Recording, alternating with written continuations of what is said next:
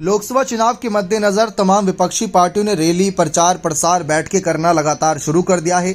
लेकिन इस बीच अगर देखा जाए तो बहुजन समाज पार्टी जो अपनी पुरानी जमीन पर भी बसपा इस समय काफी ज्यादा नरम पड़ती नजर आ रही है। प्रभावशाली चुनावी चेहरों के अभाव में पार्टी को कैडर की बैठकों में भी मतदाताओं तक अपनी बात पहुंचाने में पसीने बहाने पड़ रहे हैं।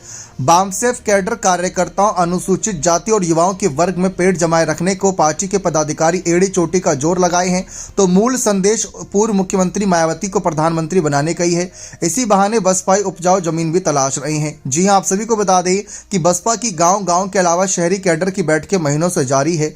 पिछले दिनों सोहबतिया बाग स्थित संत रविदास मंदिर में बामसेफ शेडो की बैठकें हुई, जिसमें प्रयागराज मिर्जापुर मंडल के मुख्य मंडल प्रभारी अशोक गौतम ने कहा था कि जब तक बहुजन समाज हुक्मरान नहीं बनेगा तब तक अपने समाज और देश का विकास नहीं कर सकते।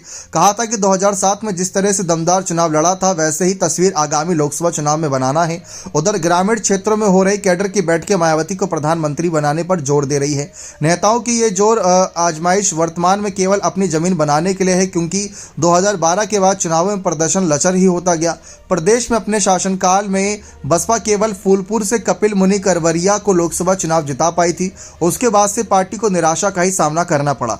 बसपा जिलाध्यक्ष आरवी त्यागी कहते हैं कि पहले के सभी चुनावों के आंकड़ों में एकत्र किए जा रहे हैं। पार्टी की जमीन कहीं से ना बिगड़ी ना बिखरी है। कहा कि मजबूत प्रत्याशी चुनाव में रहेगा, इसके लिए कई स्तर पर मंथन हो रहा है। बताया कि शीर्ष स्तर पर निर्णय के बाद उम्मीदवार घोषित किए जाएंगे। जानकारी दे दें कि बहुजन समाज पार्टी अकेले चुनावी मैदान में है। एक तरफ एनडीए अलायंस, जहां पर बड़े से बड़े दिग्गज नेता नजर आ रहे हैं, कई पूर्व मुख्यमंत्री, कई केंद्रीय मंत्री, जिनको फिर से चुनावी मैदान में उतारा जा रहा है। 195 कैंडिडेट की लिस्ट का अनाउंस भी हो गया।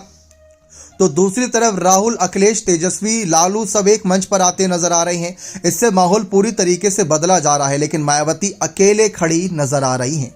क्या वह प्रधानमंत्री बन पाएंगी या नहीं, ये देखना दिलचस्प रहेगा।